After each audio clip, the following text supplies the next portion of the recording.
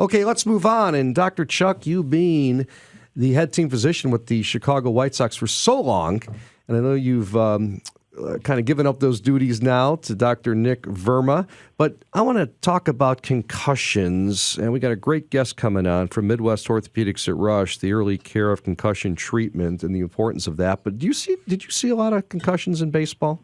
Steve, surprisingly we did. It's not maybe as many as what you see in professional football, but in baseball, it's the home plate collision, the on-base collision. It happened a fair amount. And, certainly our next guest is somebody that we relied on exclusively for many years, as do most of the Major League professional teams here in Chicagoland. Let's bring on Dr. Elizabeth Pieroth, board-certified clinical neuropsychologist and the new director of the concussion program at Midwest Orthopaedics at Rush. She's been involved in the assessment of players in the NHL since 1997, the head injury concussion specialist for the Chicago Bears, Blackhawks, White Sox, Fire, and the National Women's Soccer League. Dr. Pieroth, how are you this morning? I'm doing well. Thanks for having me. Yeah, thanks so much for joining us. Really appreciate it. So what does research tell us about the importance of early intervention for concussion treatment? Well, there's been a number of studies that have demonstrated that the sooner somebody is evaluated by a clinician who actually specializes in concussion, the sooner they get better. And a study just came out last week out of Pittsburgh that showed interesting results that when somebody is seen by a concussion specialist within a week of their injury versus 2 to 3 weeks, on average, they actually get better about 20 days sooner. And it's a really interesting way to look at it. And the reason for that is that when you see someone who is experiencing concussions, they are able to get you into treatment sooner and really able to understand the types of symptoms that may be a warrant treatment. And so instead of just having a sort of blanket approach of resting, which is not actually what we recommend anymore, we can create individualized treatment plans and actually get people back to their lifestyles, to school, to work, to play sooner. Elizabeth, that's something that I think I'd like you to expand upon for our listeners, because certainly, 12, 15 years ago when concussion and concussion awareness became much more prevalent, the old treatment was, lock them in a room, close the door, turn off the lights. Why don't you explain to our listeners nowadays how the diagnostics have improved and both the therapeutic interventions? It's a great question. And I always tell people it's interesting because there was never any scientific support for this notion of sort of putting people in dark rooms. It's just something that sort of developed over time. And it didn't make a lot of sense to us who do this work, that we saw that when you shut people down, they actually were more symptomatic, particularly people who are athletes or just people who are active. It's really difficult for them to suddenly do nothing. And what the research has shown us is that when we move people sooner, when we return them to stimulation sooner, they actually improve. There is physiologic reasons why movement and stimulation actually aids recovery.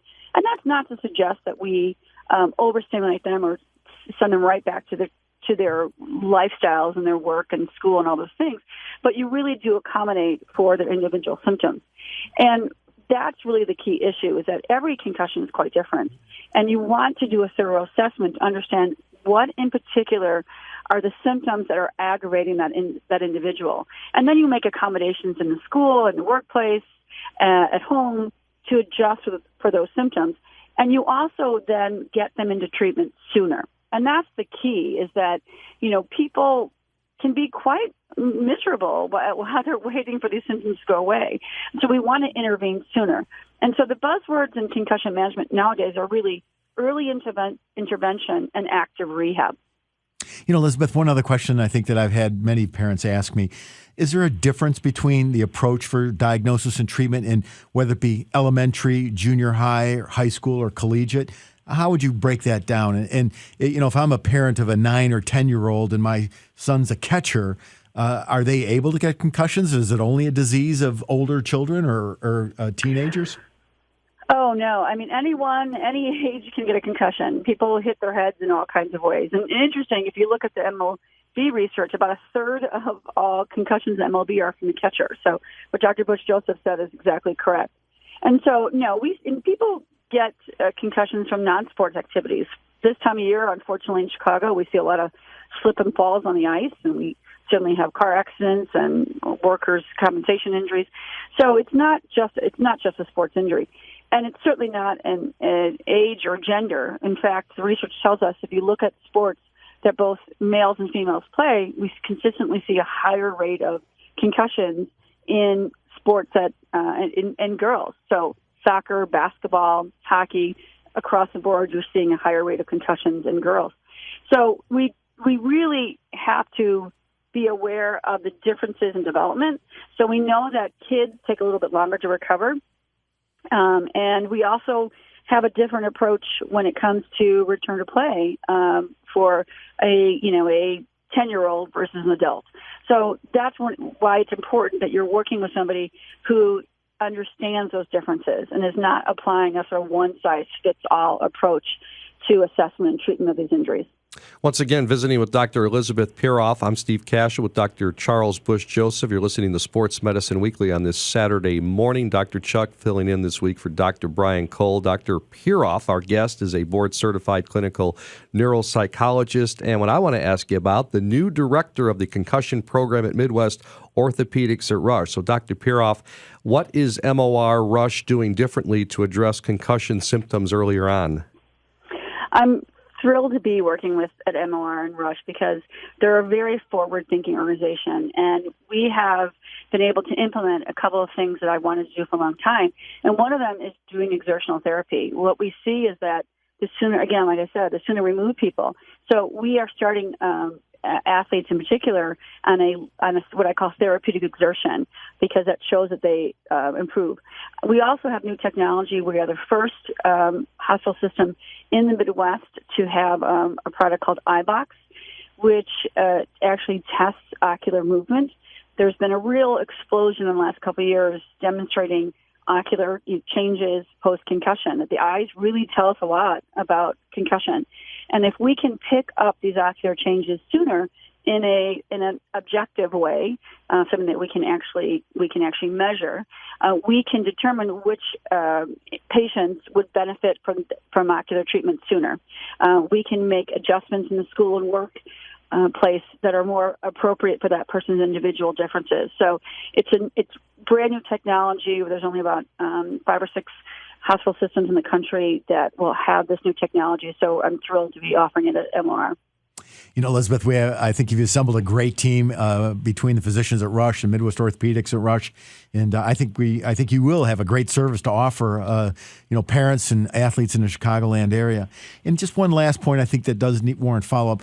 I think parents get fearful that treatment for concussions may involve medications or invasive treatments requiring injections or surgery. Is that the case? Or can you just provide a little bit of overview of the types of therapeutics beyond some of these technologies you just discussed?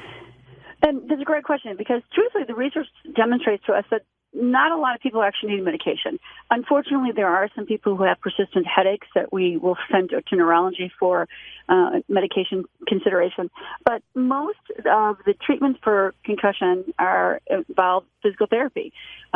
Physical therapy is really a key player in this concussion treatment. So we send a lot of people to treatment, to physical therapy for treatment of the neck. When somebody hits their head, there's always some involvement of the cervical spine. So we see a lot of symptoms that are actually being caused by an underlying cervical injury, a neck injury. So that's really important. We see underlying jaw injuries. We see a lot of vestibular therapy, and that is sending people to specialized physical therapists who work with people who have balance disturbance, oculomotor changes. So there's a lot of evidence-based treatment that really helps. And so we want people to understand that this shouldn't be a passive injury, that you don't have to sort of wait around and hope it goes away, that there are things that can be done to aid recovery, to limit those symptoms, and actually get people back to their activities. Dr. Elizabeth Pieroth, thanks so much for joining us here on Sports Medicine Weekly. Thanks. Appreciate the conversation. Elizabeth, thank you for your time. All right. Pleasure. Have a good night. That's Dr. Elizabeth Pieroth, again, the co-director of the NFL Neuropsychology Consulting Program, also the assessment of players in the, let me start that again, Sorry, guys. 3, 2, 1. And that was Dr. Elizabeth Pieroth. She has not only been involved with the assessment of players in the NHL, also the head injury concussion specialist for the Bears, Blackhawks, White Sox Fire, and the National Women's Soccer League, but also the co-director of the NFL Neuropsychology Consulting Program. We're going to take a break here on Sports Medicine Weekly. When we return, it's our Ask the Doctor segment. So stay with us. You're listening to Sports Medicine Weekly only on 6